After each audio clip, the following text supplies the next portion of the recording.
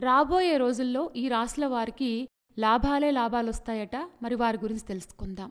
జ్యోతిష శాస్త్రం ప్రకారం సూర్యుడు జాతకాల్లో శుభప్రదంగా ఉంటే జీవితంలో సంపాదనకు ఆనందానికి ఎలాంటి డోకా ఉండదు. అయితే సూర్యుడు కుజుడు అధిపతిగా వ్యవహరించే మీనరాశిలోకి సంచారం చేశారు. అయితే ఏప్రిల్ 12 వరకు సూర్యుడు మీనరాశిలోనే సంచార దశలో ఉండబోతున్నాడు. దీని కారణంగా కొన్ని రాశుల వారికి చాలా శుభప్రదంగా ఉండే అవకాశాలున్నాయి. ఈ 27 రోజులు ఏ ఏ రాశుల వారికి శుభప్రదంగా ఉంటుందో తెలుసుకుందాం. వృషభ రాశి.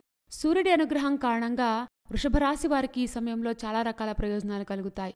అంతేకాకుండా ఇంతకుముందు ఆగిపోయిన పనులు కూడా ప్రారంభమయ్యే ఛాన్స్ ఉందని జ్యోతిషులు చెప్తున్నారు. ముఖ్యంగా ఉద్యోగాలు చేస్తున్న వారికి ఈ సమయంలో ప్రమోషన్స్ కూడా లభిస్తాయి.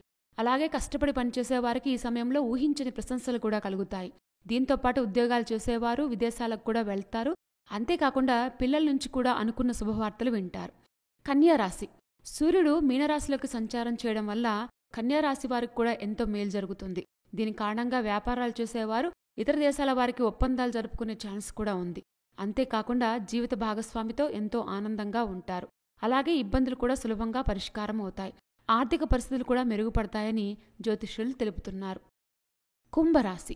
సూర్యుడి సంచారం కుంభరాశి వారికి కూడా చాలా శుభప్రదంగా ఉంటుందని తెలుస్తోంది. అంతేకాకుండా ఆర్థికంగా కూడా వస్తున్న సమస్యలు పరిష్కారమవుతాయి. దీంతోపాటు ఖర్చులు కూడా తగ్గి ఆదాయం పెరిగే ఛాన్స్ ఉంది. కొత్త పనులు ప్రారంభించే వారికి ఈ సమయం చాలా అనుకూలంగా ఉంటుంది. అదేవిధంగా వైవాహిక జీవితంలో వస్తున్న సమస్యలు కూడా దూరమవుతాయి. సూర్యుడు మీనరాశిలోకి సంచారం చేయడం వల్ల ఏ ఏ రాశుల వారికి లాభాలు కలుగుతాయో తెలుసుకున్నాం కదా. ఇలాంటి మరిన్ని విశేషాల కోసం మా ఛానల్ సబ్స్క్రైబ్ చేసుకోండి.